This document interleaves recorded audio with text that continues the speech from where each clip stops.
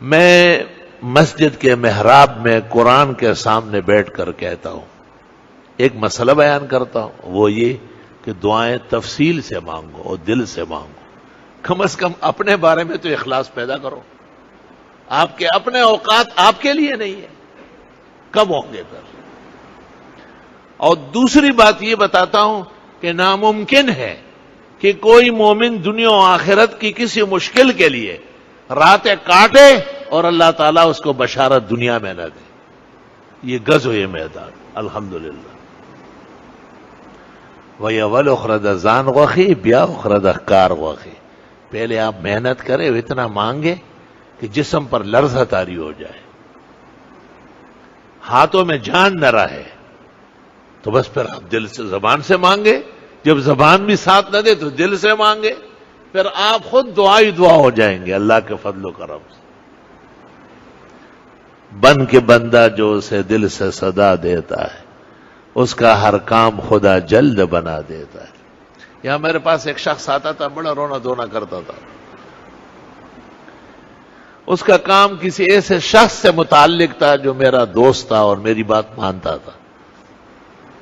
لیکن میں نے چاہا، ہم تو خود غرض لوگ ہیں، کہ پہلے اس کو مسئلہ سمجھاؤں، اس کا ایمان ٹھیک کر لو. میں نے کہا یہ میرے سامنے کیوں رو رہے ہو؟ کہ آپ ہمارا مذہبی رہنما ہے، وارث الانبیاء ہے. میں نے کہا مذہبی رہنما یا وارث الانبیاء کسی چیز پر قادر ہے؟ کہا نہیں. میں نے کہا وہ کون ہے جو قادر ہے ہر چیز پر؟ کہا اللہ تعالیٰ ہے. میں نے کہا کلمہ پڑھو اور قبلے کی طرف منہ کرو. آپ نے کبھی ایک رات اب تک عشاء کی نماز سے فارغ ہو کر صبح تک رویا ہے اللہ کے سامنے؟ اس نے کہا نہیں. میں نے کہا تو جھوٹا ہو، کذاب ہو، اول درجے کا کذاب. جس پر ایمان ہے کہ وہ آسمان و زمین کا مالک و مختار ہے اور وہ جو چاہے کرے، اس کے کوئی پوچھنے والا نہیں. لا یسأل عما یفعل وہم یسألون. تو اس سے نہیں مانگتے ہیں، ایک ایسے شخص سے مانگتے ہو جو اپنی سانس کی قدرت نہیں رکھتا، جو بیٹھا ہوا تو ہے لیکن اٹھنا ضروری نہیں ہے، ہو سکتا ہے بیٹھے بیٹھے جان نکلے. جو آ تو چکا ہے لیکن اپنی جگہ پہنچ نہیں سکے گا، اس سے پہلے ہی ختم ہو جائے. وہ جو ایک شخص نے آپ سے کہا کہ مجھے بہت ڈر لگتا ہے کہ میں صبح مر جاؤں گا، آپ نے کہا تو بڑا دلیر ہے، اتنی لمبی باتیں کرتے ہیں صبح و شام. آپ نے ایسا نوالا ہاتھ میں لیا، کھجور اٹھائی، فرمایا مجھے اطمینان نہیں ہے کہ یہ میرے منہ تک پہنچ جائے گا اور اس سے پہلے میری روح قبض ہو جائے گی. وَأَنَا رسول اللہ، میں اللہ کا بہترین پیغمبر ہوں، آخر الزمان ہوں. مقربان را بیش بود حیرانی. جو خدا کو جانتے ہیں وہ زیادہ ڈرتے ہیں. باپ سے جتنے بڑا بیٹا ڈرتا ہے، چھوٹا نہیں، وہ تو کبھی داڑھی پکڑتا ہے، کبھی کان کھینچتا ہے، اس کو کیا پتا ہے. لیکن بڑا بیٹا بہت ادب سے رہتا ہے کہ رب ناراض نہ ہو جائے. علماء و عوارف، اولیاء و صلحاء و اکابر امت اس لیے لرزیدہ و تپیدہ، رنجیدہ رہتے ہیں کہ ان کو معلومات بہت زیادہ ہے. بدر میں ابو بکر مطمئن تھے، وہ ابو بکر تھے، پیغمبر رو رہے تھے کیونکہ مقام آپ کا ہے، منصب آپ کا ہے، ابو بکر کا نہیں. اور محدثین کہتے ہیں مقام خوف مقام رجا سے افضل ہے، ڈرے رہنا پر امید رہنے سے افضل ہے. تو دعائیں بہت شوق سے مانگا کرو، خوب مانگو. کوئی ضروری نہیں کہ نماز کے بعد، نماز سے پہلے وقت دے دیا اللہ نے، مانگے. قرآن شریف کھول کے میں بعض اوقات ملک میں یا مدرسوں میں یا دوستوں کو جو تکلیف ہو تو ترمذی شریف یا بخاری شریف کے بعد دعا ہوتی ہے نا، میں کہتا ہوں ابھی مانگو بابا، ایسا نہ ہو اس درمیان میں نقصان ہو جائے. جیسے ہی میں بیٹھتا ہوں طالب علموں سے درخواست کرتا ہوں کہ پہلے دعا مانگو، یہ پریشانی پیش ہے، الحمدللہ. پھر درس کے بعد دوبارہ مانگیں گے. اللہ کا لاکھ لاکھ شکر، کرم و احسان. میں نے طلباء سے کہا ہے کہ میرا مذہب دعاؤں میں سب لوگوں سے علیحدہ ہے. میں ہمہ وقت دعا مانگنے کا قائل ہوں، ہمہ وقت، اور کوئی کام ہی نہیں. ہر نماز کے بعد 2-3 دفعہ دعا ہو جاتی ہے. تو پھر لوگ آتے ہیں چاچیاں ملانے، جی علامہ صاحب، اوے پرے ہٹ، اے پرے ہٹ.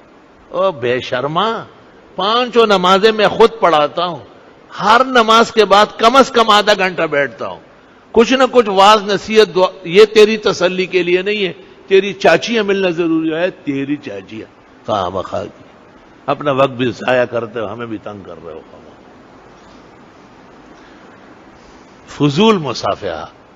اگر نبی آخر الزمان کے بعد نبوت کی گنجائش ہوتی تو دو چیزوں پر پابندی لگتی ہے. ایک تو جب تک پہلے ٹائم کا کھانا ہضم نہ ہو، خبردار کے کھانا منہ میں لگایا، یہ موت کی کوشش کر رہے ہو، قبر کھود رہے ہو. اور دوسرا یہ کہ بے وجہ اور بے سبب اور بے بشارت اور بے موقع مصافحہ ہے، زندگی کے تنگ کرنے کا طریقہ ہے. رہنے دو. مجھے معلوم نہیں ہے حدیث میں کہ رسول اللہ صلی اللہ علیہ وسلم کے ساتھ لوگ چاچیاں ملاتے تھے، چاچیاں ملاتے. پھر تو آپ بس وہیں بیٹھے رہتے، نہ اسلام آگے آتا اور نہ قرآن آگے بڑھتا، بس لوگوں سے مصافحہ ہوتا. 20 سال سے میں نے علماء کو کہا کہ بھائی یہ روکو نا اس کو. نہیں روکا. اب میری وہ طاقت بھی نہیں رہی. اب یہ واحد سال ہے کہ کراچی سے لے کے ترخم تک 32 جگہ بخاری کے لیے جانا تھا، سب کو جواب دے دیا. میں نہیں آ سکتا. کیوں؟